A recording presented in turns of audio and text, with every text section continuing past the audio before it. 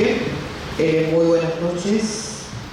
Damos la bienvenida a Su Excelencia Yoshikazu Furukawa, cónsul de Japón, también a Rotario Asai, agregado cultural, al licenciado Kazumi Kobayashi, representante residente de Egipto, cuerpo diplomático, profesores públicos en general.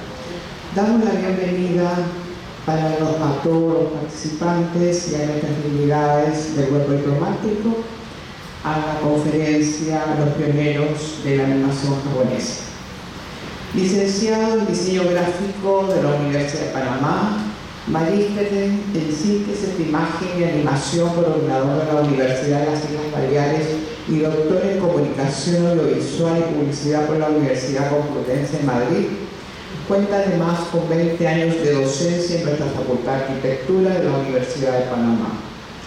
Creó en el 2002 Pananime, el primer fanzine sobre anime y manga en Panamá. Ha publicado artículos sobre el tema en revistas internacionales y es autor de los libros El cine de animación en Japón y 26 años de anime en Panamá. No tenemos duda de que esta conferencia, Los pioneros de la animación japonesa, es un aporte al conocimiento de un aspecto de la ancestral cultura del Japón y estamos seguras de que colmará sus expectativas. Con sumo placer les hago esta presentación y solicito que recibamos con un merecido y fuerte aplauso al doctor Rolando José Rodríguez de León.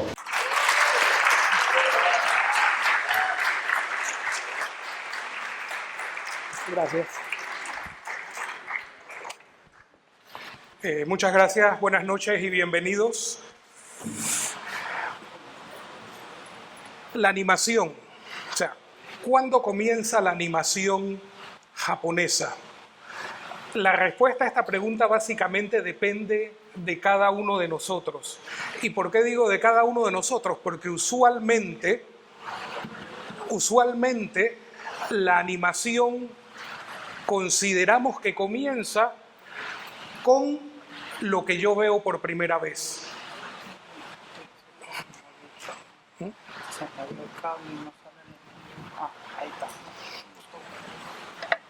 ¿Eso qué significa? Dependiendo de la edad que tengamos, voy a tener ciertas animaciones como la primera animación que he visto. Y entre más mayor sea, la animación japonesa va a empezar un poco más atrás. En mi caso y el de algunos colegas que estamos aquí, probablemente disfrutaron de la animación Astro Boy que tienen en pantalla cuando se pasó en nuestro país a principios de los 70. Pero la animación japonesa comienza mucho más atrás. Estamos hablando de que en Japón llegaron los dos formatos de cine que había al momento. El cinematógrafo de los Lumière y el vitascopio de Edison. Si bien nosotros estamos acostumbrados a una sola forma de ver películas, es decir, ya sea en pantalla grande en un cine, cuando comienza la era del cine hay dos formatos y ambos llegan a Japón. ¿Y llegan cuándo? Llegan a finales del siglo XIX. Estamos hablando de 1897, para ser exactos, 118 años atrás.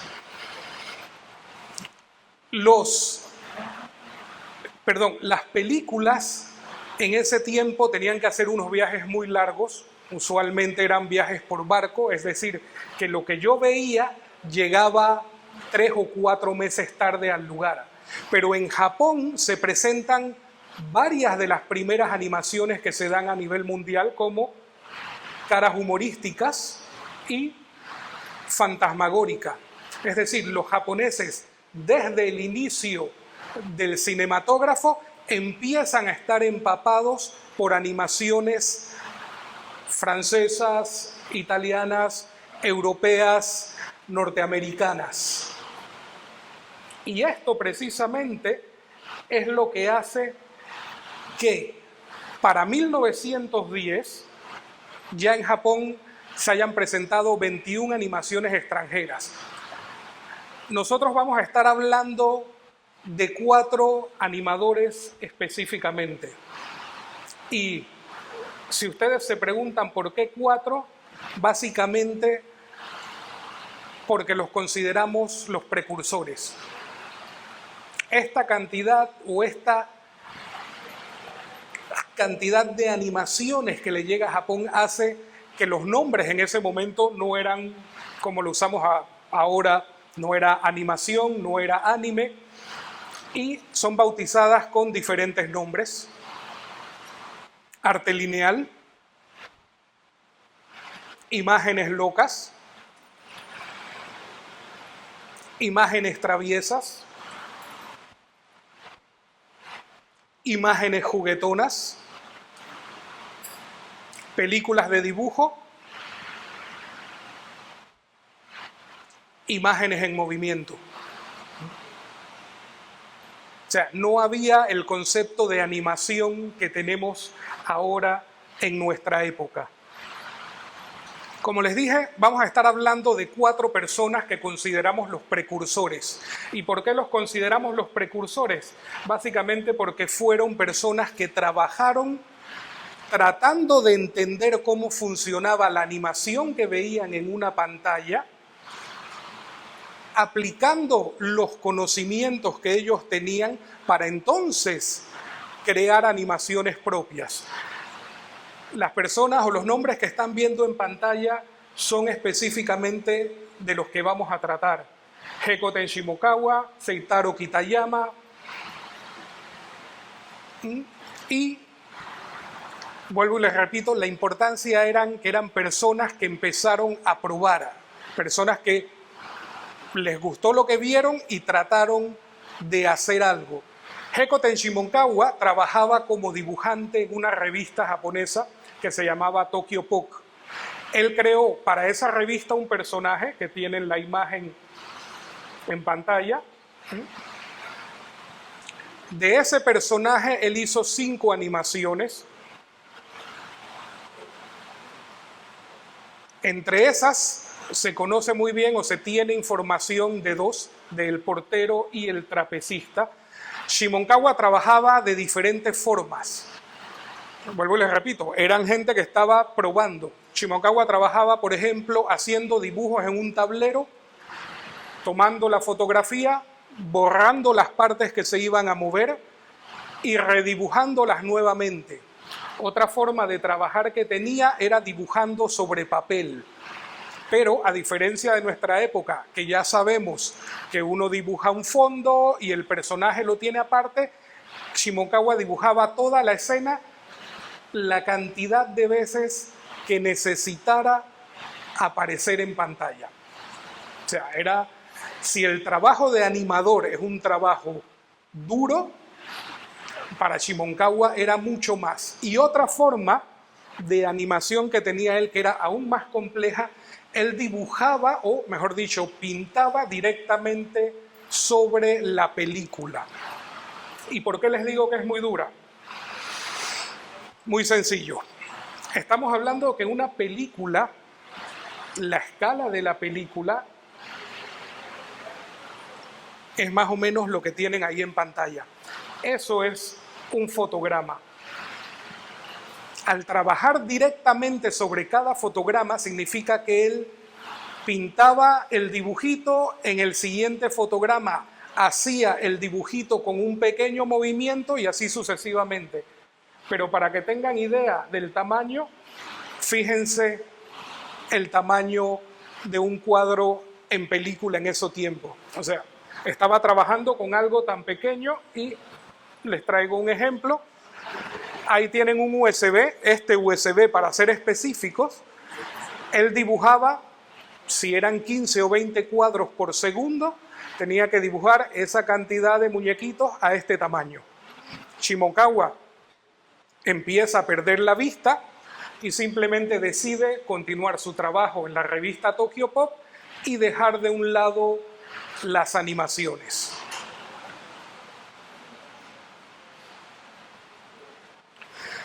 Seitaro Kitayama, otro precursor de la animación japonesa como la conocemos hoy en día, trabajó primero con la Nikatsu, con la compañía cinematográfica japonesa. Él hizo cortos, o los cortos que él hacía estaban basadas en leyendas japonesas, estaban basadas en leyendas internacionales, como por ejemplo El mono se venga del cangrejo, Momotaro, un personaje muy famoso en Japón, y Taro el Centinela. Kitayama en 1921 crea su propia compañía de animación. Él crea la Seitaro Seisakuyo Kitayama. Eso fue, como les digo, en 1921.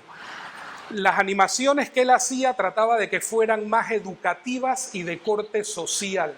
Es decir, él veía que la animación podía funcionar como se usa muchas veces ahora para educar. Si se fijan otra cosa, tanto de Seitaro Kitayama como de nuestro anterior animador Heiko Tenshimokawa, no he presentado salvo que una imagen, y una imagen que apareció en una de las revistas Tokyopop. Y eso se debe a que de estos dos personajes no se conserva ninguna animación. Es decir, no hay un registro fílmico de los trabajos que ellos hicieron. Se sabe la cantidad de animaciones y los nombres de algunas de estas por escritos en periódicos de la época y en revistas especializadas, pero trabajo específico no tenemos nada.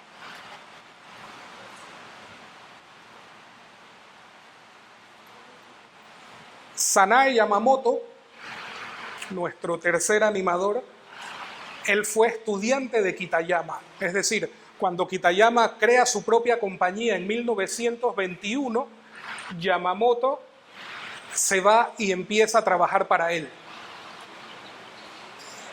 Ahí es donde aprende, y por eso es que les digo que estos son los precursores. Desarrollaron sus técnicas y la pasaron a una siguiente generación que siguió creando animaciones.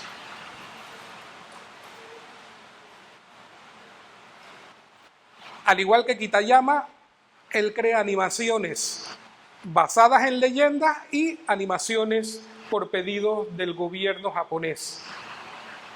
También sus animaciones tenían un carácter muy social, tenía o heredó el pensamiento de Kitayama, que la animación no solamente debería ser para divertir, sino también para educar.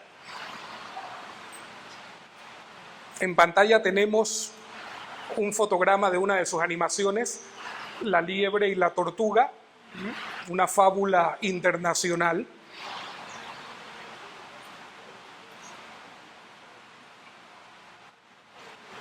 Momotaro es el mejor, otra de las animaciones, y La derrota de los espías, que es una animación ya para más o menos la época de la preguerra.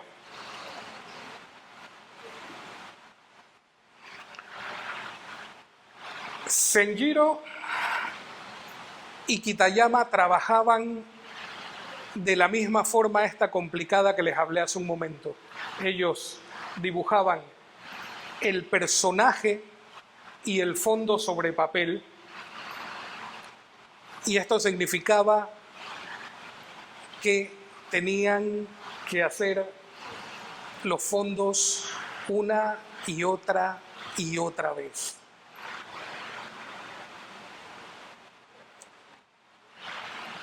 Crear el fondo y crear el personaje.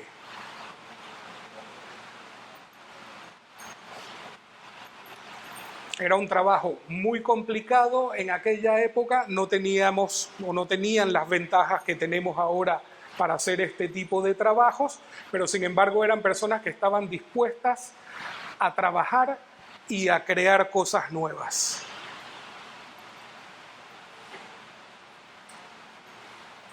Nobuo Fuji es alguien muy especial en la animación japonesa. Él utiliza el chiyogami, el papel japonés que tiene patrones para crear sus animaciones. Esto hacía que visualmente sus animaciones se vieran muy bonitas hasta cierto punto. ¿Por qué? Él utilizaba una técnica específica, que es la técnica de las siluetas. Él, en vez de dibujar, él recortaba la figura en papel, ¿sí? Y iba moviendo las coyunturas para tomar la foto del movimiento, es decir, las uniones, los hombros, las rodillas, los codos, hacía una bisagra que podía ser con papel o podía ser con hilo, y entonces iba creando los movimientos. A él se le considera en Japón el maestro del cutout o el maestro de la técnica de siluetas. ¿Por qué? Por el excelente uso que le dio. O sea, él hizo muchos trabajos, pero, vuelvo y les repito, un problema es que en esta época todavía no había película en color. Entonces, independientemente del color que tuviera, la textura que tuviera, eso no se veía o no se podía apreciar muy bien en blanco y negro. Entre las obras que él hizo, destacan El gato negro,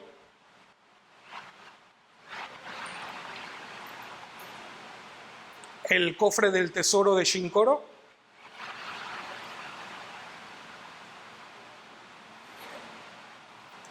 y El barco de naranjas. En esta inclusive pueden apreciar que se ve mucho más la textura. Él creó otra obra que se llamaba La ballena, Kujira, en 1927.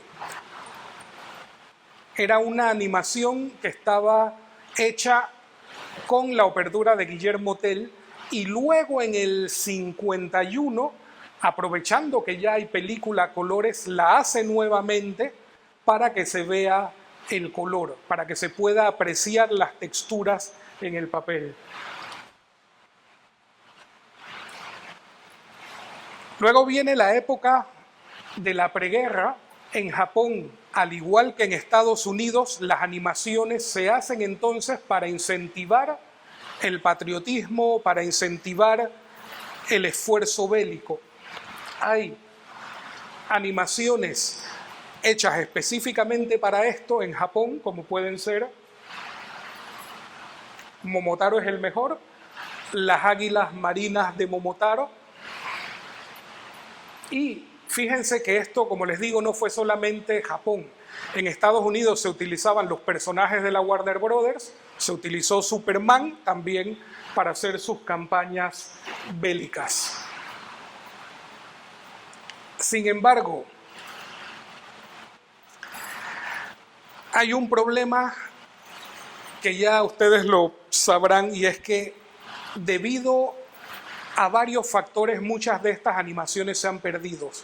El terremoto de Kanto de 1923, los subsiguientes incendios que hubo. Fíjense que solamente en esta época, en un periodo de 10 años, se pierden más de 60 animaciones. ¿Y esto por qué sucede? El tipo de película que se utilizaba hasta antes de 1951 era nitrato de celulosa. El nitrato de celulosa tiene otro uso, que es para hacer pólvora. El nitrato de celulosa es altamente inflamable. Entonces, tan inflamable que a 38 grados centígrados entraba en combustión espontánea. Es decir, un ejemplo, ustedes tomaban nitrato de celulosa y lo ponían en la calle al mediodía y probablemente él se iba a prender solo. No solamente eso, no necesitaba oxígeno para la combustión y la combustión avivaba el fuego. Entonces, un incendio en un lugar donde hubieran películas no se podía apagar con agua, porque el agua lo que hacía era que le daba más oxígeno y hacía que se avivara mucho más la llama. Entonces tenemos que muchas películas se pierden quedan simplemente en los nombres, a veces sus creadores, pero solo sabemos por las referencias que se pueden encontrar escritas.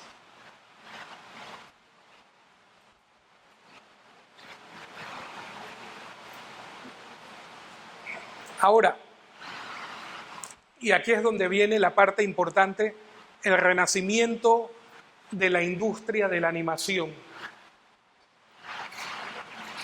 En 1948 se fundó la Nihon Doga, que era una compañía de animación. Tal vez no les suene mucho el nombre hasta la siguiente fecha, cuando en 1956 la compra la Toei. Yo estoy seguro que a muchos de aquí ese nombre les suena mucho más. Y entonces se convierte en lo que ya conocemos, la Toei Doga, que es la primera compañía japonesa en hacer una animación, un largometraje a colores. Recuerden que para esta época ya había película a colores, pero se hacían cortos, 5 minutos, 8 minutos, 10 minutos. La Toei es la que hace la primera animación en largometraje para el cine. ¿Y por qué? Porque la Toei tenía un propósito, y ese propósito se debe gracias a Hiroshi Okawa, que fue el presidente de la Toei cuando vino este cambio, el caballero que tienen en pantalla. ¿Qué fue lo que dijo el señor Okawa? La frase que tienen ahí. Ellos tenían que crear una industria de la animación lo suficientemente buena para rivalizar con el grande de ese momento, con la Walt Disney de Norteamérica. Y hizo bastante, hizo mucho este caballero. En 1958 crea este primer largometraje, La leyenda de la serpiente blanca. No conforme con eso, crea en 1959 una siguiente película.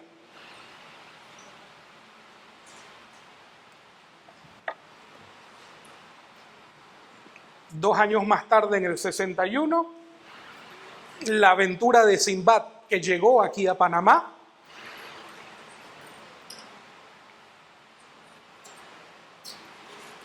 Y una segunda parte a su primera película, El valeroso príncipe, que es la segunda parte de la primera película, el primer largometraje a colores que hacen. Ahora, todas estas animaciones o todas las animaciones que se crearon antes de lo que nosotros conocemos como la era Tezuka, la era del anime japonés, no están del todo desaparecidas. O sea, existe y están disponibles todos estos clásicos. La primera en hacerlo, la primera en ponerlo a disposición del público fue la Victor Company, que en 1993 sacó 5 VHS. Estos 5 VHS tenían aproximadamente 15 animaciones de el 40, el 30, el 20. Evidentemente, hablar de VHS en pleno 2015 es un poco complicado, pero no hay problema. ¿Por qué? Con el avance de la tecnología se permitió no solamente recuperar muchas más animaciones antiguas, sino hacer que la disponibilidad para el público fuera mucho mayor y más fácil.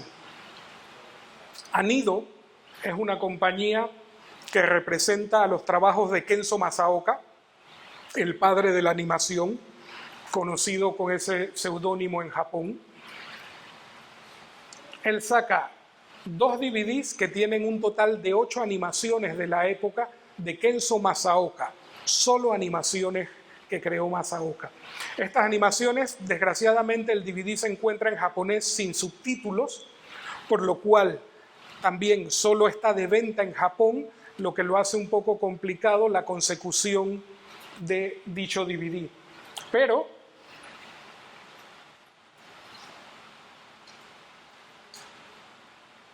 en el 2007 Digital Meme saca una colección que yo diría que es la mejor hasta el momento.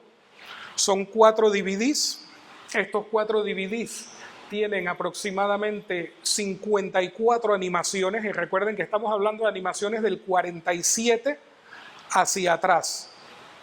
Estas animaciones vienen subtituladas en inglés y en coreano, si mal no recuerdo, y estas sí se encuentran disponibles a la venta. Las pueden conseguir por Amazon, las pueden conseguir por eBay. Y nuevamente, en el 2008 aparece CD Baby. Él crea un DVD que tiene 8 animaciones. Y alguien podría preguntarse, hombre, pero si ya tengo la caja anterior que tiene 54 animaciones, ¿para qué necesito este?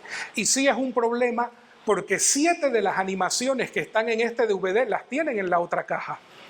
Sin embargo, este DVD cuenta con una animación específica que es las águilas marinas de Momotaro. Esa animación no la consiguen nada más que en este DVD.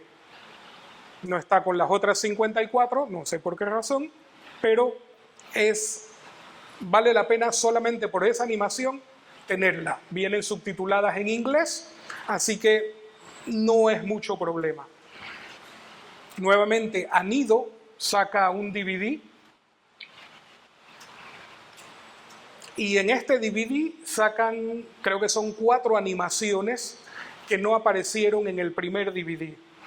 Este DVD también, volvemos a lo mismo, para los que no saben japonés, el DVD está solamente en japonés, no tiene subtítulos y solo está de venta en Japón.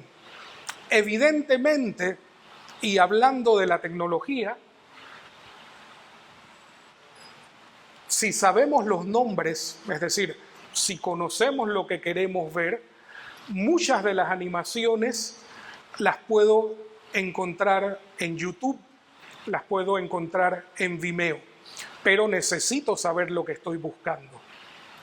Simplemente no puedo irme a un portal de estos de películas y poner animación japonesa, porque estoy seguro que saben que van a tener 10 millones de respuestas y probablemente no vaya a ser de esta época o de la época del 40, 50 hacia atrás. Información específica, información bibliográfica de estas animaciones la pueden conseguir en los libros que aparecen en pantalla. Ese es un compendio de libros que, como pueden ver, está en francés, inglés, español, no estoy seguro si puse alguno en italiano, pero les permite a ustedes empaparse mucho más con lo que es la historia de la animación en Japón. Desde sus inicios en 1917 hasta la fecha, dependiendo del libro que consigan. Pero, como hablar de animación y hablar de sus creadores, de los zapadores, de las personas esas que se dejaron la vista haciendo cosas, haciendo los trabajos, es una cosa, y verlas es otra, yo me tomé la molestia o la libertad de conseguirles 5 animaciones y subtitulárselas al español. Las animaciones que vamos a estar viendo son el baile del vientre en el templo Shoyoji, y si se fijan al final hay un signo de interrogación, y esto es porque no se sabe la fecha en que se creó esta animación. Problema en la Villa de los Animales, pasa lo mismo, es de fecha desconocida. Vamos a estar viendo también El gato negro.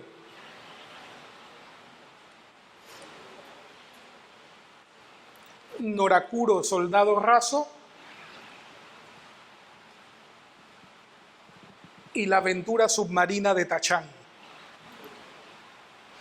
Estas animaciones En la época que se hicieron, usualmente eran mudas y había un benchi. Un benchi es un narrador japonés que mientras se pasaba la animación, la persona iba narrando o iba explicando lo que sucedía para el público. Y no era nada que estuviera escrito. Esto también se utilizaba en países de Europa. La persona simplemente iba comentando lo que pasaba en las películas para que el público entendiera mucho mejor lo que estaba viendo en pantalla. No les voy a quitar más tiempo. Espero que disfruten las películas.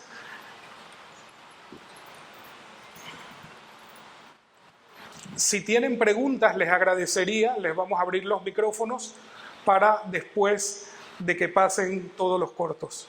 Permiso.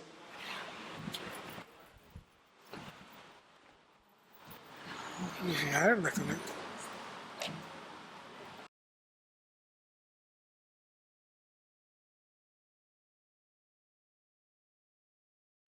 Como anécdota quiero decirles que me divertí mucho subtitulando El gato negro. Creo que me la sé de memoria.